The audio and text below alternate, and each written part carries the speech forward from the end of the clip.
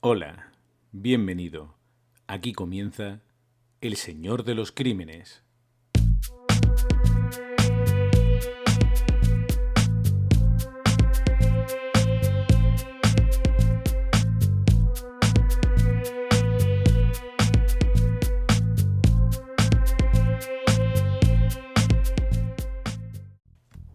La historia de Aileen Wuornos es una de las historias femeninas más importantes de la historia del crimen. Está rodeada de cierta mitología. Hay quien piensa que fue la primera asesina en serie. Esto no es preciso. La mujer lleva matando desde el mismo momento en el que empezó a matar el hombre. Es cierto que lo hace de una manera diferente, y lo que llama la atención en el caso de Aileen Wuornos es que es una mujer que mata siguiendo un patrón muy parecido al del asesino en serie masculino. Por eso todos los especialistas se llevaron las manos a la cabeza a la hora de analizar este caso que estremeció a la sociedad americana en la última década del siglo XX. Lo que sorprendía en este caso es que también había un componente sexual, exactamente igual que en el caso de los asesinos en serie varones. Había un componente de odio hacia el hombre y había una preparación, una atracción previa de esas víctimas de las que iba a obtener, por supuesto, un beneficio económico, pero también se jugó con la posibilidad de que extrajera también un placer sexual, como te digo, exactamente de la misma manera que sucede en el caso de los asesinos en serie varones. El caso estaba desde luego rodeado por una serie de cuestiones polémicas. Aileen Wuornos ejercía la prostitución, tenía una pareja femenina a la que amaba con locura, y de hecho se sospecha que muchos de los crímenes se cometieron precisamente para seguir teniendo dinero para mantener a esta pareja. Todas estas circunstancias golpearon con fuerza en el sector más puritano de los americanos. Sin embargo, también ocurrió algo sorprendente.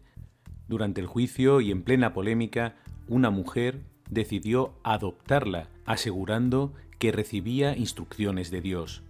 Se considera que asesinó al menos a 7 varones. Declaró algunas cosas absolutamente increíbles, como que se había acostado con 250.000 hombres, algo que llegó a ser tomado como una verdad. Para haber llegado a esta cifra, tenía que haberse acostado con 35 hombres al día durante 20 años, algo prácticamente imposible.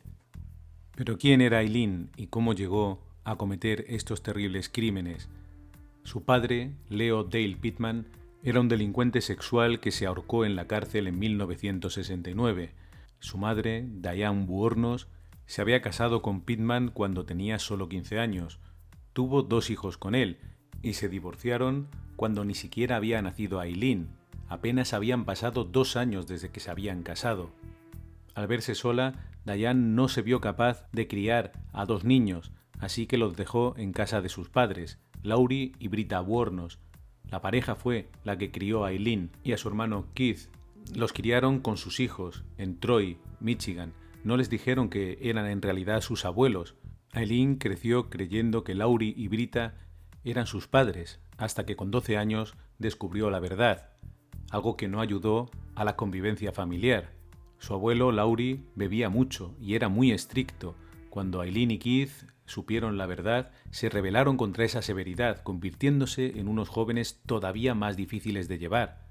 Aileen se quedó embarazada con 14 años y fue enviada a un centro de acogida para madres solteras.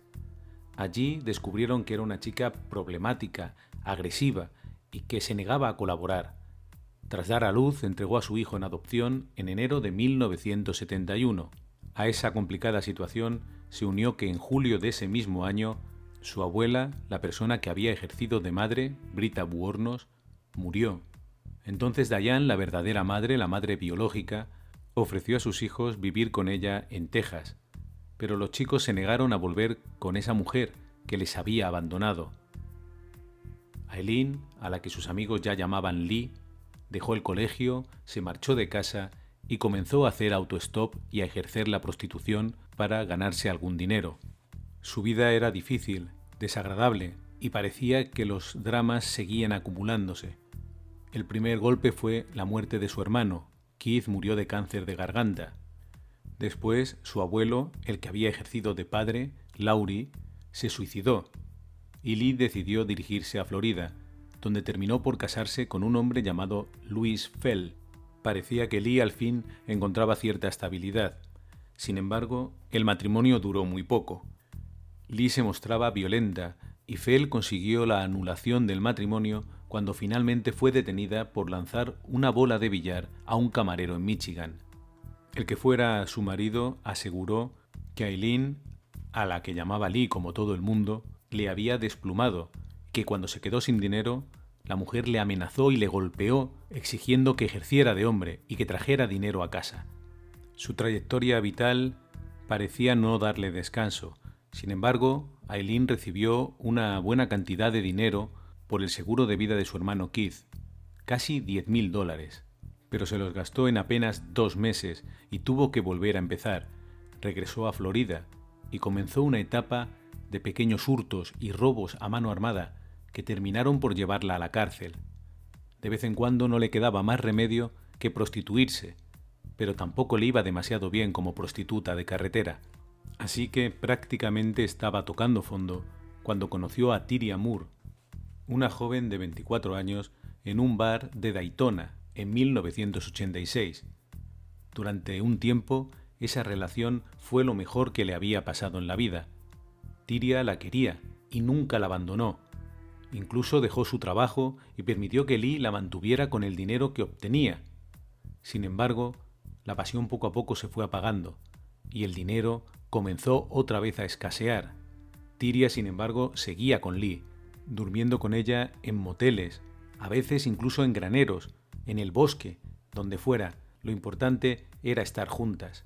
Pero lo cierto es que cada vez quedaban menos dólares, y el éxito de Lee como prostituta, que nunca había sido espectacular, había casi desaparecido. La situación era insostenible y había que hacer algo.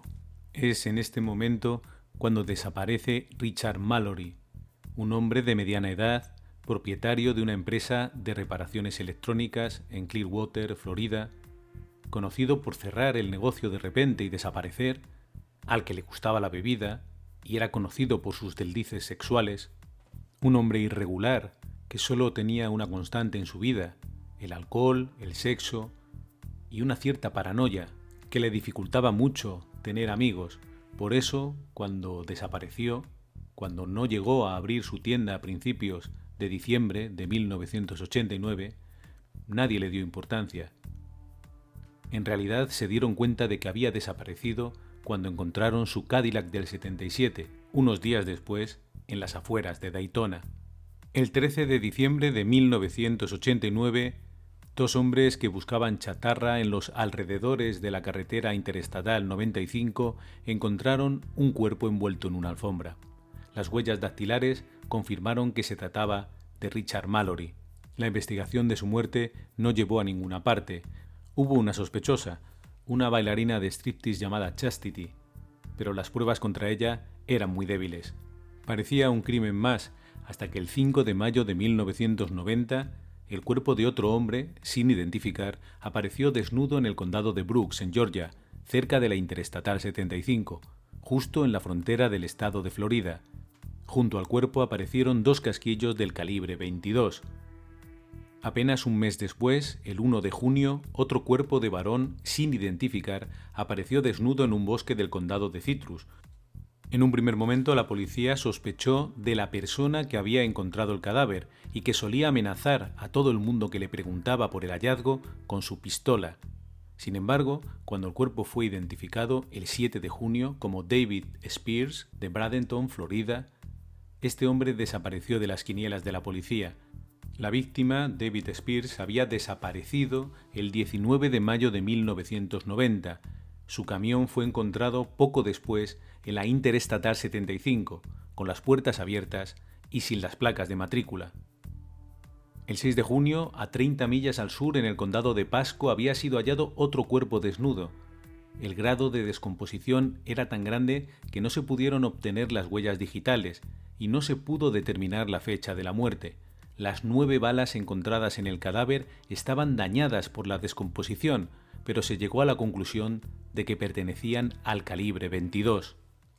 Las similitudes entre los crímenes pusieron a trabajar a la policía de los distintos condados, que empezaron a pensar en que tal vez aquellos crímenes eran obra de una sola persona. La sospecha poco a poco se fue armando y el 4 de julio hubo un suceso realmente extraño. Un coche en el que viajaban dos mujeres se salió de la carretera cerca de Orange Springs. Una mujer llamada Rhonda Valley, que estaba sentada en el porche de su casa, pudo ver cómo estas dos mujeres salían gateando del coche entre latas de cerveza mientras se insultaban. La mujer del pelo más castaño dijo muy poco. Era la rubia, la que tenía el brazo herido y sangraba a consecuencia del choque, la que llevaba la voz cantante de la discusión. Le pidió a esta mujer, a Bailey, que no avisara a la policía, diciendo que su padre vivía cerca de la carretera y que él se encargaría de todo. La mujer, la testigo, realmente sorprendida, decidió hacerle caso y vio cómo las dos mujeres volvían a subirse en el coche, intentaban andar unos metros con él y tenían que bajarse otra vez porque el coche estaba en un estado en el que ya no podía circular. Las dos mujeres se alejaron caminando y se encontraron con Harvey Hewitt, del Departamento de Bomberos Voluntarios de Orange Springs. Intentó ayudarlas, pero las dos mujeres le despacharon de muy malas maneras. Dijeron que no tenían nada que ver con el coche que se había estrellado y que las dejara en paz. Poco después, los ayudantes del sheriff de condado de Marion analizaron ese coche. Era un Pontiac Sunbird del 88, gris, con 4 puertas. Había restos de sangre en el interior y faltaban las placas de la matrícula, pero la búsqueda informática reveló que el coche pertenecía a Peter Siems, un hombre de 65 años que se marchó el 7 de junio de su casa para visitar a unos familiares en Arkansas. Nunca llegó y desde entonces estaba desaparecido. La policía se temió lo peor y tramitó los retratos robot de las dos mujeres que conducían ese coche. Localizarlas era fundamental para la investigación. Mientras tanto, otro hombre, un repartidor de salchichas llamado Troy Bars, desapareció mientras hacía su ruta el 30 de julio. Su camión fue localizado a las 4 de la mañana en la carretera estatal 19, 20 millas al este de Ocala. Las puertas estaban abiertas y las llaves habían desaparecido. Tampoco había ni rastro del propio Bars. Su cuerpo apareció 5 días después en un bosque. En su cuerpo había 2 orificios de bala del calibre 22, uno en el pecho y otro en la espalda. El cadáver estaba tan descompuesto que la esposa tuvo que identificarlo por el anillo de casado. Se barajaron algunos sospechosos, pero la investigación no llevaba a ninguna parte, y los hombres seguían desapareciendo. Dick Humphries, por ejemplo, nunca regresó a casa de su último día de trabajo. Era un investigador especializado en menores que habían sufrido abusos o malos tratos. Estaba a punto de ser trasladado a la oficina del departamento en Ocala. Tenía 56 años y había sido anteriormente jefe de policía en Alabama. El día 10 de septiembre celebró con su esposa los 35 años de casado. El 11 de septiembre desapareció. Después de unas horas angustiosas, su cadáver apareció el 12 de septiembre en el condado de Marion. Había recibido 7 impactos de bala, todas del calibre 22. Un mes después, el cuerpo desnudo de Walter Gino Antonio fue encontrado en una carretera secundaria. Era un camionero de 60 años que trabajaba también de guardia de seguridad y era miembro de la policía en la reserva. Le habían disparado 4 veces con una pistola del 22. Se determinó que había fallecido el 18 de noviembre de 1990, un día antes de ser hallado. Su coche fue recuperado 5 días después. A estas alturas la policía ya andaba tras una teoría. Había descartado la de los autoestopistas. En esa zona la gente era desconfiada y era prácticamente imposible que las víctimas hubieran recogido a algún desconocido en la carretera. Y además estaba la pista de aquellas 2 mujeres que salieron de manera muy extraña de ese coche que se accidentó. Así que la policía empezaba a pensar que tras los crímenes podían encontrarse unas mujeres. Todos los periódicos de Florida publicaron la noticia con los retratos robot de las sospechosas. Y tirando del hilo, la policía empezó a recopilar nombres. Un hombre afirmó que las 2 mujeres le alquilaron un tráiler un año antes. Dice que se presentaron como Tyria Moore y Lee. Una mujer en Tampa dijo que ambas mujeres trabajaron para ella en un motel del sur de Ocala. Allí se presentaron como Tyria Moore y Susan Blaubeck. Una llamada anónima las identificó como T. Moore y Lee Blaubeck. Aseguró que habían comprado un coche, que Lee era la dominante y ejercía la prostitución en la carretera, y que ambas tenían una relación personal. La policía también descubrió que se habían alojado en un motel y Lee había dado otro nombre, Cami Marsh Green.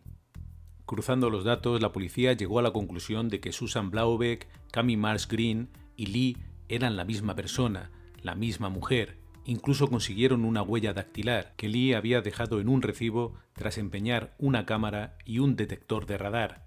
Ambos objetos pertenecían a una de las víctimas, Richard Mallory. En otro lugar, en la playa de Orman, Lee empeñó un maletín de herramientas que coincidían con las que faltaban en el camión de otra víctima, David Spears. Mientras tanto, la huella dactilar dio sus frutos. Pertenecía a una tal Lori Grody, una mujer que tenía cargos por tenencia ilícita de armas y una orden de detención. Una huella ensangrentada de la palma de la mano encontrada en el Sunbird, el coche de Peter Sims, una de las víctimas, coincidía con la huella de Lori Grody.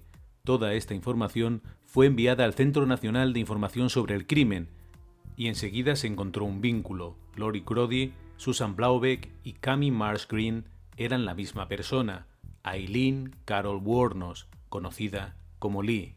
El 8 de enero de 1991, dos policías disfrazados la localizaron en un pub de Port Orange. Las órdenes eran no actuar hasta que se confirmara que estaban ante la asesina. Pero la policía de la localidad irrumpió en el local y la sacó al exterior. Estaban haciendo su trabajo, solo querían interrogar a una persona que ejercía la prostitución. Sin embargo, los agentes que trataban de detenerla por los asesinatos consiguieron evitar la detención. Informaron a la policía local que la dejó en libertad. Ella volvió al bar y allí los dos policías disfrazados continuaron con su plan de intentar ganarse su confianza. Necesitaban que se delatara, pero no lo lograron.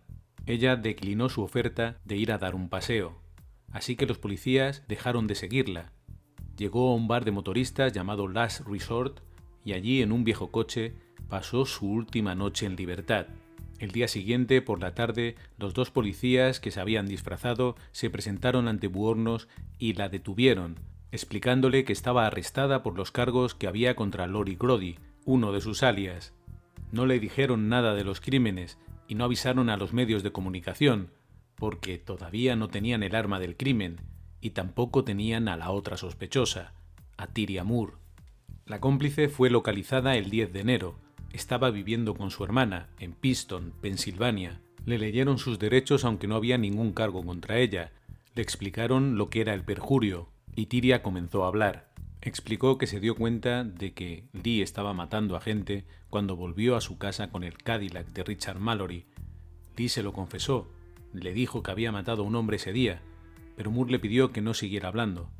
Le dije que no quería saber nada y desde ese momento, cada vez que volvía a casa y quería contarme dónde había estado, le decía lo mismo. Tyria admitió que sospechaba de ella, pero que quería saber lo menos posible. Solo quería seguir adelante, no se quería ver obligada a delatarla. Además, según reconoce Tyria, estaba asustada, aunque ella siempre le decía que nunca la haría daño. Sospechaba de lo que era capaz y no quería ponerse en riesgo. Los investigadores intentaron engañar a Lee para que confesara. Eso dejaría completamente cerrado el caso. Le pidieron a Tyria Moore que la llamara a la cárcel. El 14 de enero se produjo esa llamada.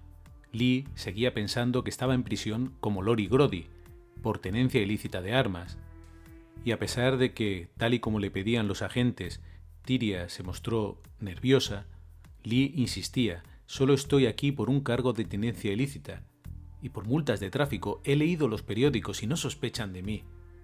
Tyria insistía: «Creo que alguien del trabajo donde tú trabajas dijo que se parecían a nosotras. Pero no somos nosotras, ¿sabes? Es un caso de una identificación errónea». Lee era lista, pero las llamadas continuaron durante 3 días. Tyria hizo bien su papel, diciéndole a Lee que estaba muy preocupada, que estaban tras sus pasos. Lee terminó por decirle: «Solo sigue adelante y diles lo que creen que sabes. Diles lo que quieren saber o lo que sea. Yo te cubriré porque tú eres inocente. No voy a dejar que vayas a la cárcel. Y si tengo que confesar, lo haré». Y así lo hizo. Confesó el 16 de enero de 1991. Su relato era desordenado, siempre volvía atrás para desdecirse cuando creía que había dicho algo que la incriminaba, pero siempre repetía lo mismo, que Tyria Moore no tenía nada que ver. Explicaba que ella había sido violada un par de veces y que ya había tenido suficiente, que por eso comenzó a matar. Luego explicó que no, que los crímenes habían sido todos en defensa propia, que todas las víctimas habían intentado violarla, pero sin duda sus palabras eran incriminatorias. Cuando le preguntaron si entendía que sería mucho más fácil defenderla si guardaba silencio, ella contestó: «Sé que quieren cogerme, y eso está bien porque es lo que merezco. Solo quiero que todo esto acabe». Comenzó a sentirse cada vez más cómoda. Le contaba los crímenes a sus compañeros de la prisión, a los funcionarios de prisiones. Recibió varias ofertas para hacer libros y películas sobre su vida. Se sentía realmente importante y fue poco a poco añadiendo detalles a su historia para convertir a su personaje en alguien cada vez más interesante. Una de las personas que contactan con Aileen Wuornos es Arlene Pral, una mujer de 44 años convertida al cristianismo que dice que Jesús en persona le ha dicho que la escriba. El 30 de enero, solo unos días después de su confesión, Wuornos llamó a Pral por primera vez y forjaron una buena amistad. De hecho, Pral llegó a decir: si el mundo pudiera saber quién es la verdadera Aileen Wuornos, no habría ningún jurado que la condenara. Esta inesperada defensora de Aileen Wuornos recorrió los platós de televisión, habló en los periódicos, protagonizando toda una campaña a favor de Lee Wuornos. Insistía en remarcar su infancia difícil y acusaba a todo el mundo que estaba a su alrededor, intentando sacar beneficio de su historia, derechos por los libros, por las películas, los detectives, los abogados e incluso Tyria Moore, todos intentaban beneficiarse de ella. Convencida de su propio discurso, Pral y su marido decidieron adoptar legalmente a Aileen Wuornos el 22 de noviembre de 1991. Pral dijo que el propio Dios le había ordenado que lo hiciera. El 14 de enero de 1992, Wuornos fue a juicio por el asesinato de Richard Mallory. Las pruebas y los testigos contra ella eran muy importantes. El médico que hizo la autopsia de Mallory sostenía que había agonizado durante 10 o 20 minutos antes de morir. Pero Aileen Wuornos seguía diciendo que había actuado en defensa propia. Y tal vez el jurado hubiera llegado a esa conclusión si no existiera en Florida la llamada regla Williams, que permite usar pruebas relacionadas con otros crímenes si esto ayuda a mostrar un determinado patrón de actuación. A causa de esta regla, la información de los otros crímenes fue presentada al jurado. Wuornos tenía muy complicado explicar que en todos esos casos había actuado en defensa propia. Estaba además su propia confesión grabada en vídeo, en la que se mostraba absolutamente tranquila, le decía una y otra vez a su abogado que se callara, y repetía: «Quité una vida, estoy deseando dar mi vida porque maté personas y merezco morir». Una de las abogadas de oficio de Lee no quería que testificara ante el juez y se lo dijo, pero Wuornos quería contar su historia, parecía disfrutar explicando los detalles de los crímenes. Lo que ella contaba ya no se parecía en nada a lo que había confesado. Ahora repetía que Mallory la había torturado, violado y sodomizado. Al comparar las declaraciones, el fiscal eliminó cualquier resto de credibilidad. Sacó a la luz todas las mentiras y las contradicciones, y Lee se puso nerviosa. Sus abogados le pedían una y otra vez que no contestara las preguntas, y ella finalmente se acogió a la quinta enmienda. Pero ya era demasiado tarde.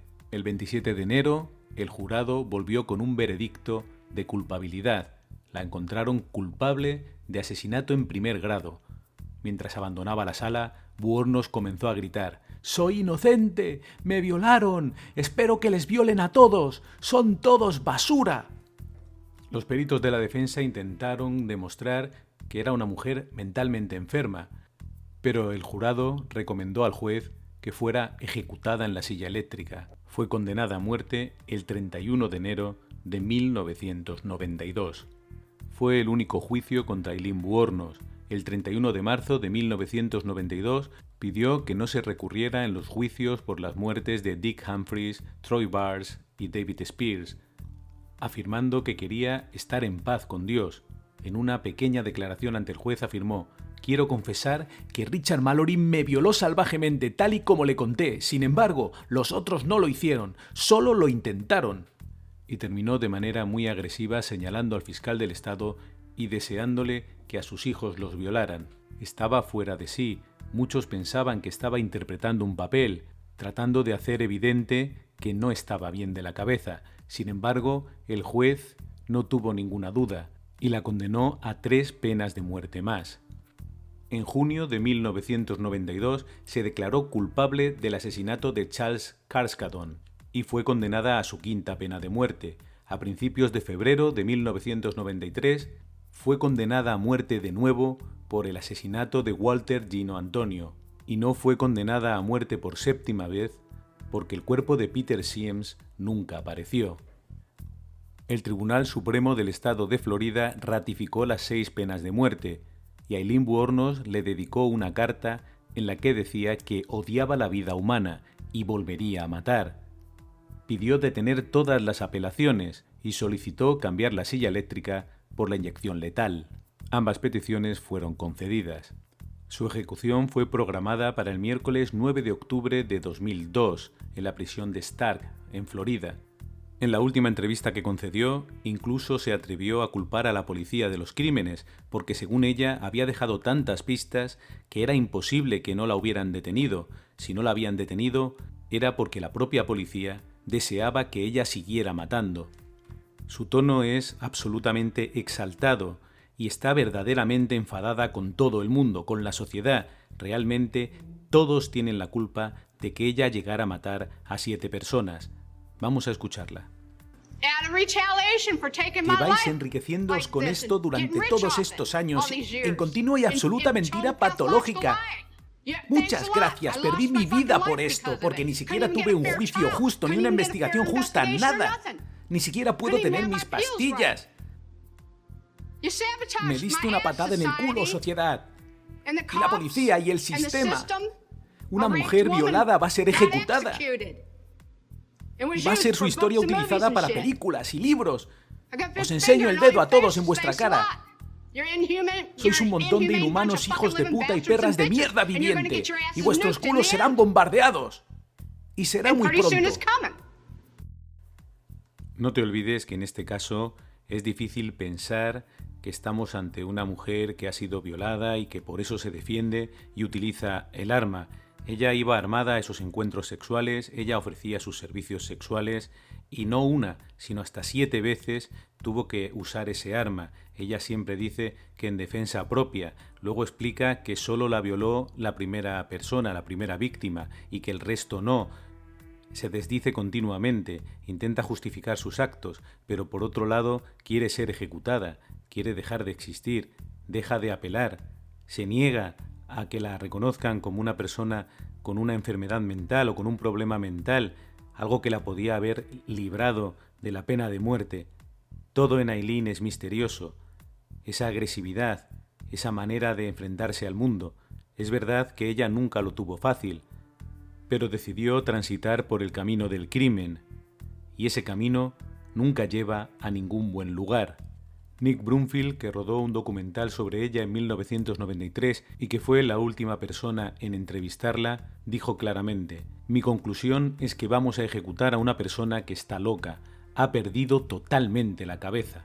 A las 9:47 del miércoles 9 de octubre de 2002, Aileen Wuornos recibió la inyección letal.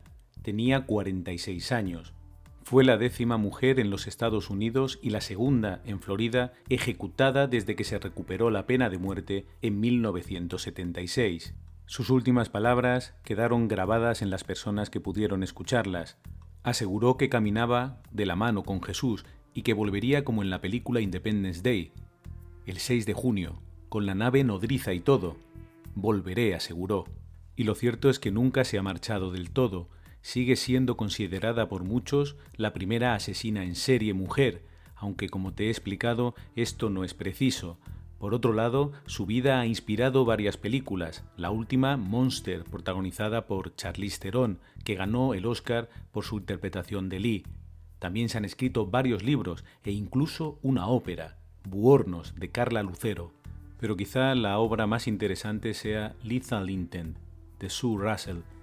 En su libro, la periodista explica que Lee Buhornos confesó haber disparado a 7 hombres por las autopistas de Florida, que ella fue la que decidió ser ejecutada, que si no hubiera renunciado a las apelaciones, el proceso se hubiera alargado mucho más y no hubiera sido ejecutada en el año 2002. Pero Lee quería morir.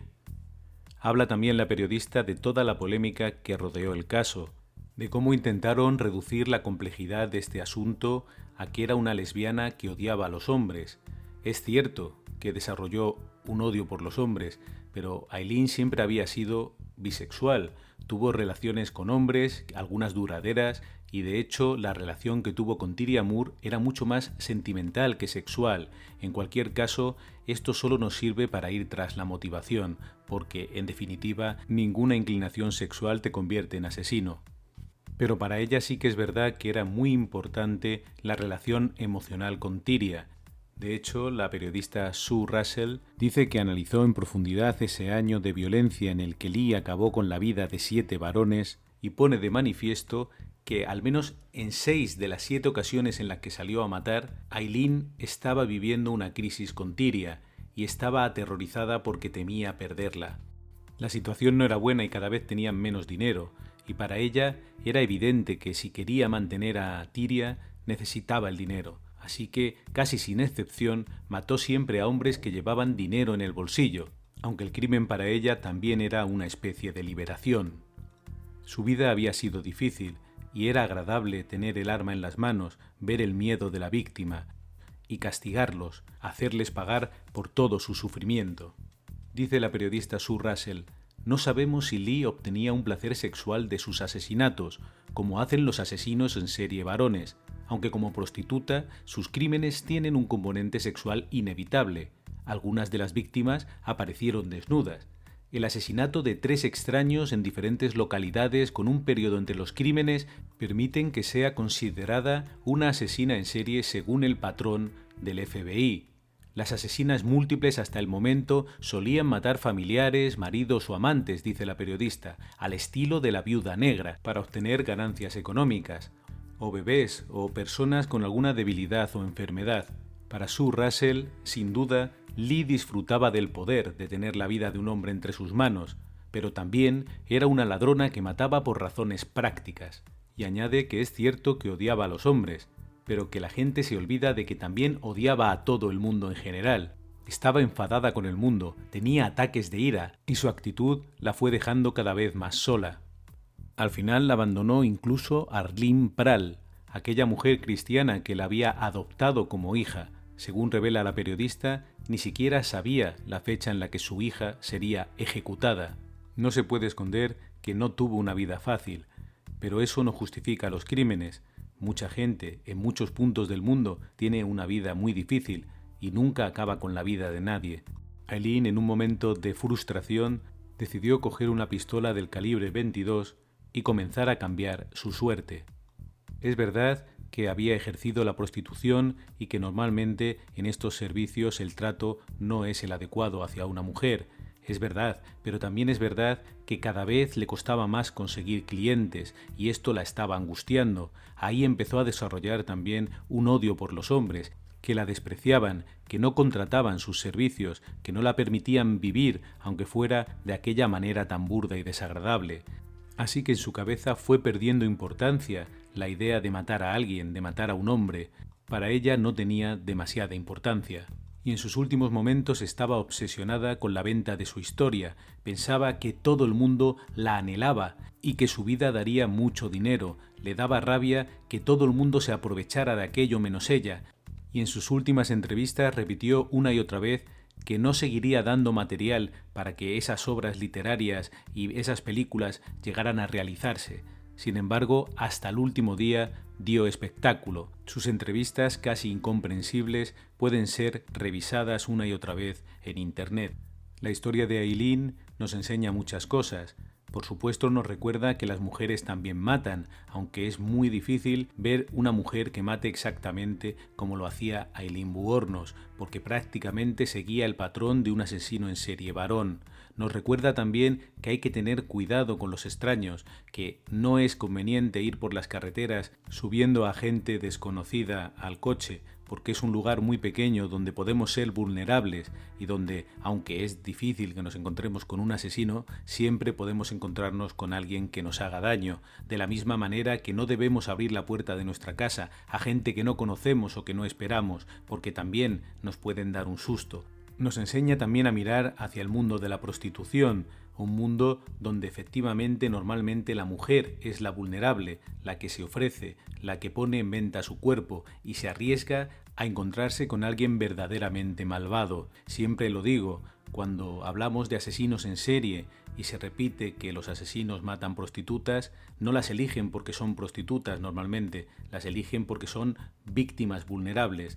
Todo nuestro trabajo tiene que ir en la línea de intentar dejar de ser víctimas vulnerables, intentar protegernos dentro de nuestras posibilidades. Por supuesto, ahí tenemos a la policía, tenemos a la estructura del Estado, pero la seguridad empieza por uno mismo y toda actividad tiene un riesgo que podemos o no asumir.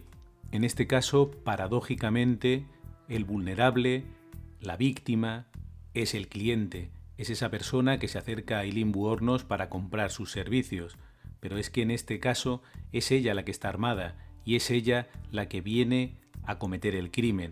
La situación, sin embargo, es la misma, dos personas desconocidas en un lugar apartado, donde todo es mucho más fácil.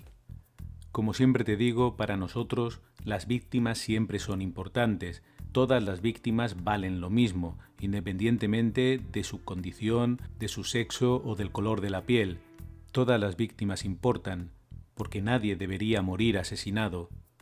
Ya sabes que puedes contactar conmigo en mis cuentas de Twitter, @escrímenes y @fpcaballero y en el correo electrónico elsenordeloscrímenes@gmail.com. Yo por mi parte me despido aquí. Te espero en el próximo programa.